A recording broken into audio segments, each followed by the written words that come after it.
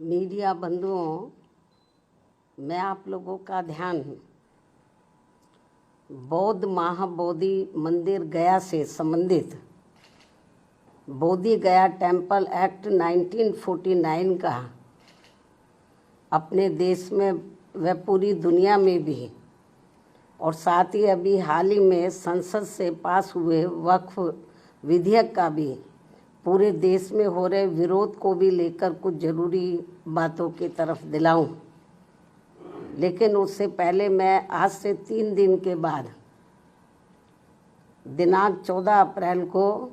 भारतीय संविधान के मूल निर्माता व दलितों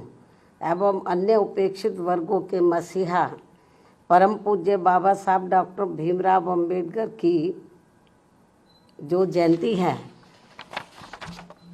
तो उनको आज एडवांस में ही सबसे पहले मैं अपनी व पार्टी की तरफ से पूरे तहे दिल से अपने श्रद्धा सुमन अर्पित करती हूँ, जिन्होंने कदम कदम पर अनेकों कष्ट झेलकर अपनी पूरी जिंदगी इस देश में सदियों से जातिवादी व्यवस्था के शिकार रहे लोगों को आत्मसम्मान व स्वाभिमान की जिंदगी बसर करने के लिए समर्पित की है, जिसके लिए इन्होंने भारतीय संविधान में हर स्तर पर इनको जरूरी कानूनी अधिकार भी दिए हैं। लेकिन दुख की बात यह है कि उनका केंद्र व राज्यों की अब तक रही अधिकांश सरकारों में अभी तक भी इन्हें पूरा लाभ नहीं मिल पा रहा है, जिसकी खास वजह से ही बाबा साहब डॉक्टर भीमराव अंबेडकर के बताए हुए रास्तों पर चलकर मान्यवर श्री कांशीराम जी ने उनके जन्मदिन के शुभ अवसर पर अर्थात दिनांक 14 अप्रैल सन 1984 को बहुजन समाज पार्टी के नाम से राजनीतिक पार्टी का विधिवत गठन किया और फिर इस पार्टी के जरिए ही पूरे देश में इनके अनुयायियों को अपने पैरों पर खड़े करने का निरंतर प्रयास भी जारी रखा और अभी भी है। जबकि पिछले कुछ वर्षों से कांग्रेस, बीजेपी व अन्य जातिवादी पार्टियां खासकर बाबा साहब के जन्मदिन के मौके पर उनके अनुयायियों के वोटों को लुभाने के लिए जो किस्म किस्म के हथकंडे इस्तेमाल कर रही हैं और इस बार भी कर रही हैं, तो उनके बहकावे में ना आकर इन्हें अपनी एकमात्र हितैषी पार्टी बीएसपी के बताए हुए रास्तों पर चलकर ही उनके अधूरे रहे कारवां को मंजिल तक जरूर पहुंचाना है। इतना ही नहीं बल्कि बाबा साहब ने अपने आखिरी समय में दिनांक 14 अक्टूबर सन 1956 को अपने अपार अनुयायियों के साथ धर्म परिवर्तन करके जो बौद्ध धर्म की दीक्षा ली है, तो उसे भी अब जातिवादी मानसिकता के लोग सनातनी बनाने में लगे। इस धर्म को भी, ये भी अति चिंता की बात है। और इस संदर्भ में ये बात सर्वविदित है कि बिहार राज्य का बोध गया बौद्ध तीर्थ स्थल के रूप में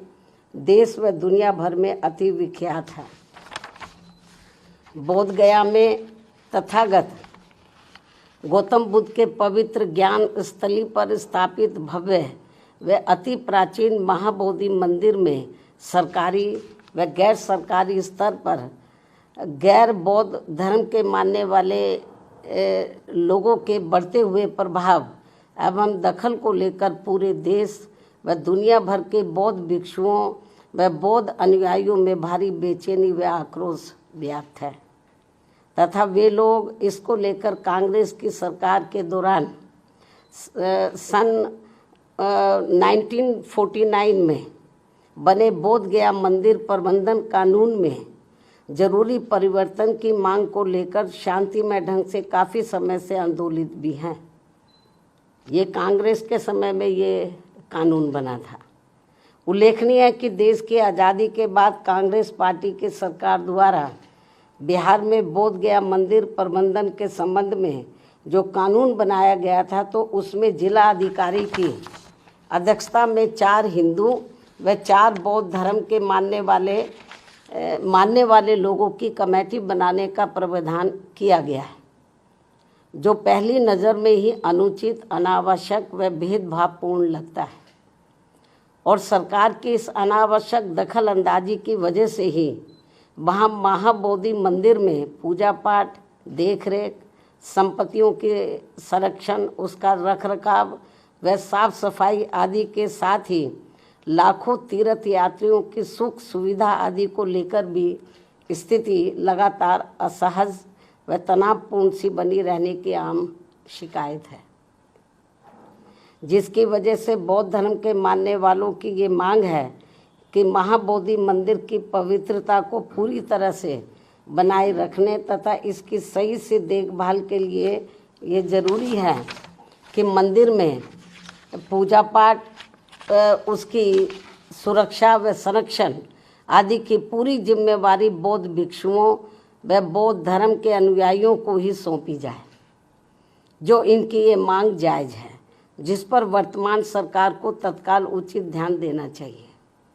वैसे भी अधिकतर लोगों का यही मानना है कि 1949 में जब मंदिर प्रबंधन के संबंध में कानून बन रहा था तो तभी कांग्रेस पार्टी की केंद्र व बिहार राज्य की सरकार को संविधान के धर्मनिरपेक्षता के सिद्धांतों का सही से अनुपालन करते हुए महाबोधि मंदिर प्रबंधन कानून में किसी गैर बौद्ध धर्म के मानने वाले लोगों को कमेटी का सदस्य बनाने का प्रावधान ही नहीं रखना चाहिए था। ये कांग्रेस की बहुत बड़ी गलती रही है। इससे फिर अनावश्यक परेशानी व विवाद से बचा जा सकता था। किंतु अब जबकि ये मामला काफ़ी तूल पकड़कर भारी विवाद का रूप धारण कर चुका है, तो ऐसे में केंद्र व बिहार की एनडीए सरकार को इसमें तत्काल आवश्यक सुधार जरूर करना चाहिए, ऐसी बीएसपी की ये पुरजोर मांग है। इस क्रम में नए वक्फ कानून के तहत राज्य वक्फ बोर्डों में जो नॉन मुस्लिम को रखने का नया प्रावधान किया गया है, वह भी प्रथम दृष्टया अनुचित प्रतीत होता है, जिसका मुस्लिम समाज में भारी विरोध भी है। इसी प्रकार के अन्य नए विवादित प्रावधानों के सुधार को भी लेकर केंद्र सरकार अगर वक्फ कानून को फिलहाल स्थगित करते हुए उस पर समुचित पुनर्विचार करती है तो ये बेहतर होगा।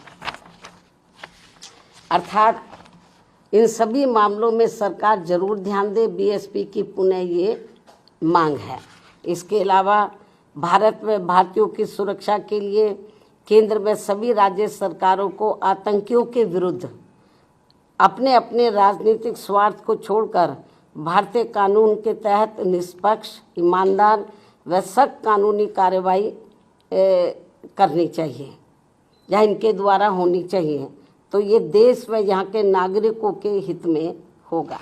इन्हीं जरूरी बातों के साथ ही अब मैं अपनी बात यहीं समाप्त करती हूँ। धन्यवाद। जय भीम व जय भारत।